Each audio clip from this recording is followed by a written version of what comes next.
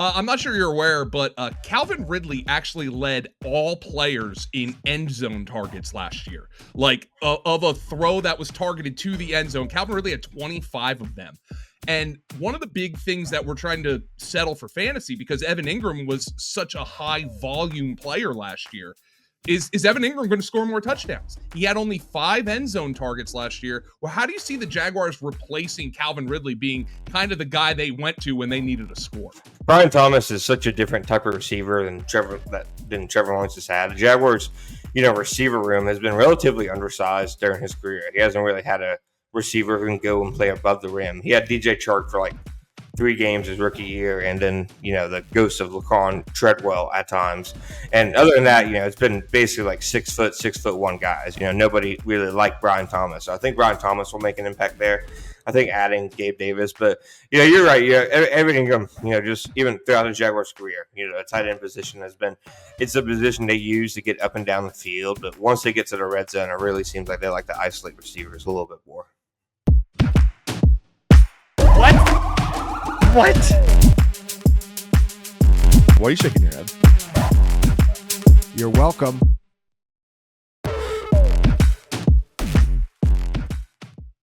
Trevor Lawrence might not have a generational statistical profile, but the Jaguars were forced to give him a generational contract anyway. What does he have to improve on to earn it? Oh, he also has a rebuilt wide receiver room, including first-round rookie Brian Thomas. Will there be growing pains with the new set of receivers? And can second-year running back Tank Bigsby avoid being a complete disaster every time the football comes anywhere near him? John Shipley of Sports Illustrated answers these questions and more. My name is Joe Dolan. Like this video, leave a comment, and make sure you subscribe to the Fantasy Points YouTube channel for 32 breakdowns of all 32 NFL teams. This is the fantasy franchise focus for the Jacksonville Jaguars. John, let's just get right to the chase. Trevor Lawrence signed the massive contract extension this offseason, and I'm sure you are well aware of the online debates. NFL culture is not quite like NBA culture. NBA discussion is so insipid nowadays. It's all about rings. I don't think NFL's gotten that way, but with the quarterbacks, it kind of can. And Trevor Lawrence was like this golden boy, with the long hair, generational prospect. His statistical profile doesn't necessarily reflect that. The contract does. What side of the fence do you stand on with Trevor Lawrence, and what kind of expectations should we have for 2024? I think it's absolutely fair to say, like you said, the statistical profile, meeting the expectations of being called, generational prospect, all of that. I think that's one of the worst things that's happened to, the perception of Trevor Lawrence is being billed as that, generational, can't miss it all prospect, because there really isn't, a prospect like that. So I think there's definitely some validity to that argument. He definitely, I think, hasn't, hit some of the highs that many expected out of him. And I mean, even last year, before he got hurt, he wasn't having quite the statistical season that, many people were expecting. So I think that's definitely fair. But I also think that, when you're in, that arena of having a quarterback who you can win both with and because of, there's probably, I saw 15, 16 of those quality type of quarterbacks in the NFL. It probably ends with like the Kirk Cousins level quarterbacks, but basically everybody from Kirk Cousins up, that level of quarterback, once you have them, it's easier to keep them than it is to try to replace them. So the Jaguars are always going to have to extend Trevor Lawrence one way or another. And now, the hope is, they can have Doug Peterson continue to work with him, not continue to have, consistent churn on the offensive side of the ball, whether, that be the roster, the coaching staff, and get him to become more consistent. Because that's his biggest thing, consistency, situational awareness, turnovers, that kind of thing. He's shown that he can hit the big throws, he can play, in the big moments, but just being consistent is the number one thing he probably has to improve on over the course of this contract. And so I know one of the public enemies in Duval County is Press Taylor, the offensive coordinator. A lot of folks aren't terribly happy with his play calling, his sequencing.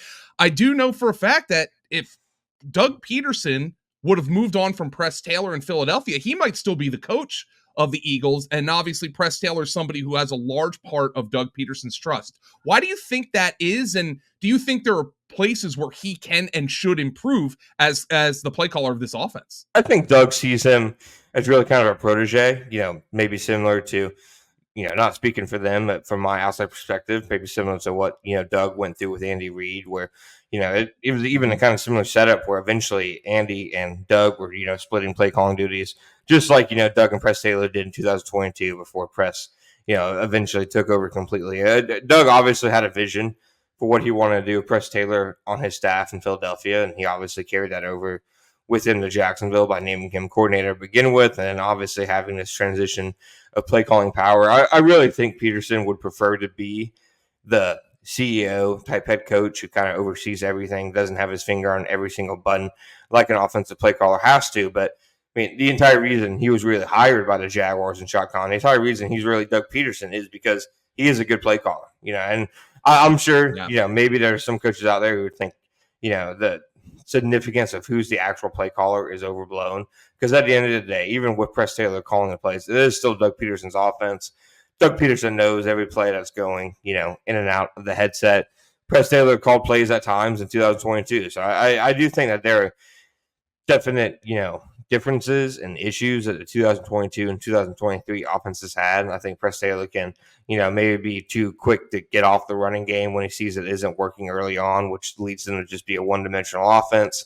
It really seems that, he's somebody who's prone to, quick passes, especially on the perimeter screen game. I think the Jaguars ranked in the top 5 of screen attempts last year, and I believe in the bottom 5 in total EPA on screen. So even when it shows it isn't working, he kind of sticks with it. I think those are probably the biggest issues that he has. So now let's talk about the reconstructed wide receiver room. Calvin Ridley, I think I was personally surprised when Calvin Ridley went on to Tennessee. I thought it was a fait accompli that the Jags were going to re-sign him, but the Jaguars had to pivot, and they did so. They go out and get Gabe Davis, who I think is much more of a natural X receiver than Ridley.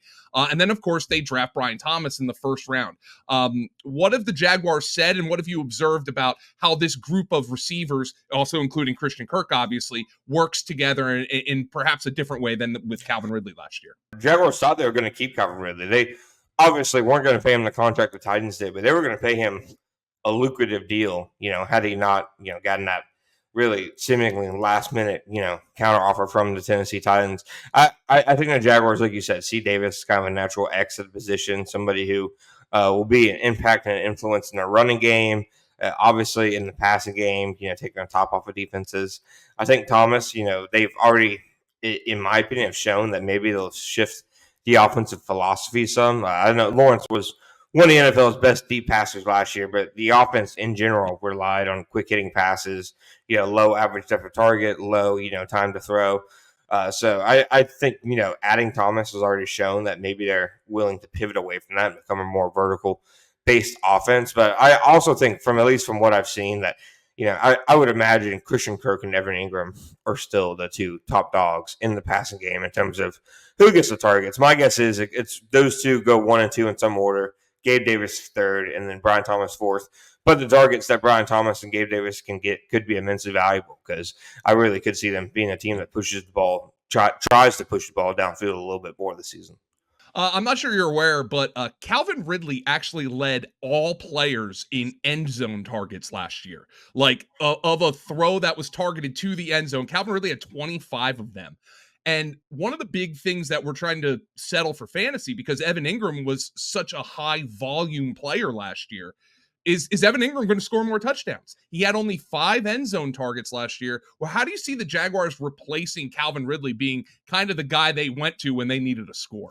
Brian Thomas is such a different type of receiver than Trevor Lawrence has had. The Jaguars, receiver room has been relatively undersized during his career. He hasn't really had a receiver who can go and play above the rim. He had DJ Chark for like 3 games his rookie year, and then, the ghost of Laquan Treadwell at times. And other than that, it's been basically like 6'1" guys. Nobody really liked Brian Thomas. So I think Brian Thomas will make an impact there. I think adding Gabe Davis, but you're right. Everything, just even throughout the Jaguars' career, a tight end position it's a position they use to get up and down the field. But once they get to the red zone, it really seems like they like to isolate receivers a little bit more. So let's talk about the backfield. I believe Doug Peterson has mentioned that they do want to reduce the workload of Travis Etienne a little bit. There was just one really major problem in doing that. Every time Tank Bigsby had the ball anywhere near him last year, it was an utter disaster. What have they said about Tank Bigsby? Is there any hope for the future for Tank Bigsby after what happened last year? At least from their side, run backs coach Jerry Maxays came in with, in his opinion, an improved mindset, a better understanding of scheme. I do think that he probably had the label as the unluckiest player in the NFL last year, because it really seemed like that first probably half of the season, whenever he went in the game, whether it was a deflected pass or, untimely fumble, something was happening to derail any kind of momentum he would have and derail any kind of trust he would have with the coaching staff. I think once those turnovers happened, they basically shut down his rookie season from there. They weren't really interested in him playing too much and potentially risking games. I think he'll start with a clean slate this year, and I think they desperately want him to be the kind of back that can take that, off of Travis Etienne and, take some carries off of him, because I don't think Doug Peterson, he comes from the Andy Reid tree. I'm not sure they see one guy as like a true, every single down, 300 carry workhorse. They want to spread the wealth a little bit. So they certainly want Tank Bigsby to be that guy. He didn't have like a standout spring or anything like that. So we'll see how he looks in training camp. But I think he'll be given the opportunity, maybe not a super long leash, but I do think he'll at least, be given a chance to start the season.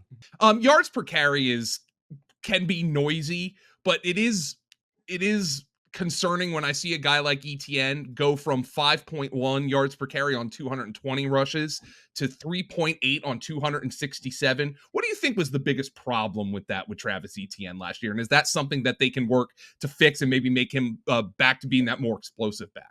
They had a lot of injuries, at left guard. They were rotating a lot of guys at left tackle. They had rookies at right tackle, rookies playing in the running game at tight end. So there are a lot of different moving pieces in the running game last year. I personally think that was the biggest reason. I think Etienne probably played better on an individual basis last year than he did the year before. I mean, the year before, before injuries started happening halfway through the year, even James Robinson was popping off these long runs. I mean, the Jaguars weren't a good offensive line, but they were at least serviceable and they were making things work scheme wise. Whereas last year, it was like pulling teeth, especially in short yardage, to really get a yard. So they definitely have noted publicly that they think it was an offensive line issue. So we'll see, where things go from there, considering they returned most of the offensive linemen, sans adding Mitch Morse at center.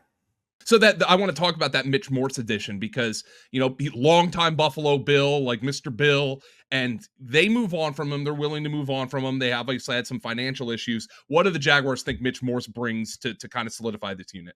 We just talked about they think he'll be an improvement in the run game. Luke Fortner, they drafted him with the first pick of the third round 2 years ago. He's played pretty much every single snap at center since then.